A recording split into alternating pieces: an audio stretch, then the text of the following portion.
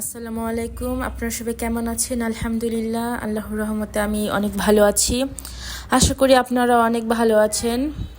এই তো আজকে সারা দিনের কি রান্না করেছি সেটার একটা ছোট্ট ব্লগ ভিডিও আপনাদের সাথে শেয়ার করার জন্য চলে এলাম। গত কয়েকদিন যাবত আমি একটু ইরেগুলার হয়ে গিয়েছি, ব্লগ ভিডিও দিতে পারছি না, লং ভিডিও দিতে পারছি না, জাস্ট রিলস কয়েকটা ছাড়ছি।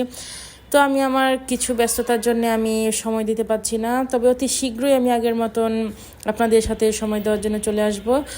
তো সকাল থেকে অনেক কাজ ছিল, সব কাজ করে আমি রান্না করে এসেছি। ভাবলাম বাবুর জন্য একটু মিষ্টি কুমড়ার বড়া করি। তো মিষ্টি কুমড়ার বড়া যখন করতে গেলাম, বাবু এত কান্না শুরু করলো, হঠাৎ করে তাকে সামলাতে এসে দেখি আমার মিষ্টি কুমড়ার বড়াগুলো মোটামুটি পুড়ে গিয়েছে। সামান্য হলুদ দিয়ে মাখিয়ে আমি বাবুর জন্য নর্মালি একটু মিষ্টি কুমড়ার বড়া করে দিই, কারণ এই মিষ্টি কুমড়াটা অনেক উপকার। চেষ্টা করি বাবুকে আমি সপ্তাহে অন্তত একদিন হলেও খাওয়ানোর জন্যে। তারপর আমার হাজব্যান্ড আজকে অফ ডে, তো ওর বাইনা ও আজকে চাপা ভাজি খাবে। রাতেই বলে রেখেছিল চাপা ভাজি খাবে, চাপা ভাজি খাবে। ওর যে চাপা শুট খেতে কত মজা লাগে, আর বিশেষ করে ওর এই চাপা ভাজি হলে ওর সারাদিন আর কিচ্ছু লাগবে না। যাক আলহামদুলিল্লাহ, এই যে 4টা চাপা নিয়ে নিয়েছি। তারপর এখানে আমি দিয়েছি একটু হলুদ গুঁড়া, ধনিয়া গুঁড়া আর মরিচ গুঁড়া। তারপর এখানে আমি একটু পেঁয়াজ কুচি আর রসুন কুচি করে নিয়েছি, আর এখানে 2টা কাঁচা মরিচ দিয়েছি। নর্মালি আমরা মাছ ভাজি যেরকমভাবে করি সেরকমভাবে এই চাপা ভাজিটা করি। এই চাপা ভাজি পেয়ে আমার হাজব্যান্ড এত খুশি হয়েছে, ও মাশাল্লাহ সকাল থেকে 2বার ভাত খেয়েছে। নর্মালি সে সকালে অল্প একটু ভাত খায়, খেতে চায় না, আর আজকে সকালেও খেয়েছে, আবার এরপরে আবার কিছুক্ষণ পরেও খেয়েছে। মাশাল্লাহ, ওর কাছে অনেক ফেভারিট, অনেক পছন্দের একটা খাবার এই চাপা ভাজিটা। আমার কাছে খুবই ভালো লাগে। তো এই চাপা ভাজিটা আমি খেতাম ছোটোবেলায়, আম্মা এভাবে করে দিত।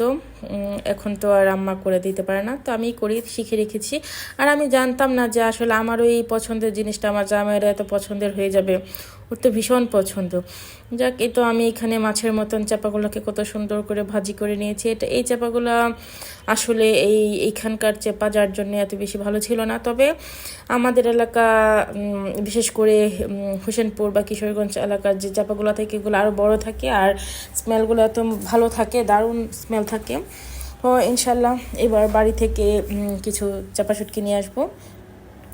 তারপরে তো চাপাগুলোকে আমি ভালো করে ভেজে নেওয়ার পর এখন এখানে রাখা যে কেটে রাখা পেঁয়াজ আর রসুন, সাথে 2-4টা কাঁচামরিচ ভালো করে ভেজে নিচ্ছি। চাপাটা হয়ে গিয়েছে, আমি তুলে নিচ্ছি। চাপা হতে বেশিক্ষণ লাগে না।